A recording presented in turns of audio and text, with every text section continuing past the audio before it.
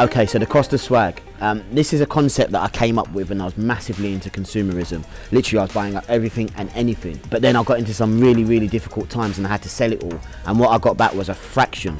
So it made me start really sort of thinking about how I was sort of earning my money, what I was spending it on, but then ultimately the joy it was bringing me. Now, the first thing I did was work out what my actual time was worth, because everyone's like, time is money. And I get it, yeah, I tend to believe that. But when you ask them, what is your actual time worth? They say, most don't even know, to be fair. And some just say what they're making a year. They go 25, 30,000, 50,000, whatever, okay? Now, Warren Buffett says if you're not making money while you sleep, you're probably going to work until you die. Now, for me, that is a clear indication as to how you have to value your time. Not just for the hours that you're actually paid, but for every hour that you are alive. So imagine it like this, okay? You're on 20,000 a year, okay? You've got maybe another side avenue or a hustle or something like that nature. You've got another 5,000 coming in. So your total annual income is 25,000K. What you got to look at and divide that by is 8,760 hours, which is how many hours there are available to all of us in a year. So your 25,000 actually looks like £2.85 per hour.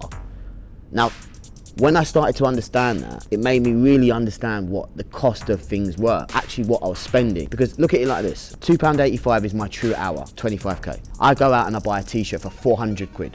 Okay, I'd have to wear that t-shirt for 140 hours to get the value. That's like going out for a full day, maybe 10, 12 times before I get my value out of it. Not gonna happen. I was wearing things like literally maybe once or twice. And I'm very, very confident that these brands know this, because think about it, every season, what do? They bring out a new, so different from the old, and then bang, you're caught in the rat race. And it's literally happening cross-sector. Think about it, cars. A new car comes out, 3 years later, they bring out the facelift. Just enough detail to make you want it, bang, you're caught in the rat race. So we're literally being sold without any gain. Cost of swag. Now, am I saying that you shouldn't buy nice things? No. Am I saying that you won't feel good, you won't look good? No, I'm not saying that. But if you flip it on its head and just think about how the super wealthy consume their spending habits, people always say they dress the same, they dress plain. And for me, I think there's a deeper meaning behind it. Imagine it like this. If you saw me, I'm dressed plain. I'm in a black jacket, black tee, black jeans, black shoes. First thing you're gonna say, he's dressed timeless. And you actually be telling the truth, I am. But this is the thing, right? The super wealthy don't ever want to be down on anything. They always want to make a gain. So they've literally worked out the first thing. Use an object to pay for an object. That's a fair value exchange. Object, no energy. Paying for another object, no energy. House, paying for your lifestyle, fair exchange. However, if you've got to use your energy to pay for an object, that is a game that you're always going to come up short in. And look, the super wealthy know this, right?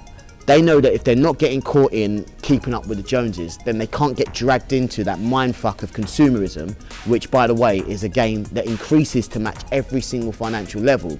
And instead, what they get to protect is their biggest assets, which is their mindsets and their decision-making ability.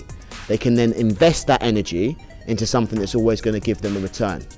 Now, for me, that is a concept that I utilize whenever I have to purchase or think about spending money on anything of significant value. Okay, so if you haven't already, go download my PDF. It's got an area with many different examples of the cost of swag, but more importantly, it's got a formula that you can utilize to work out what an hour of your time is actually worth.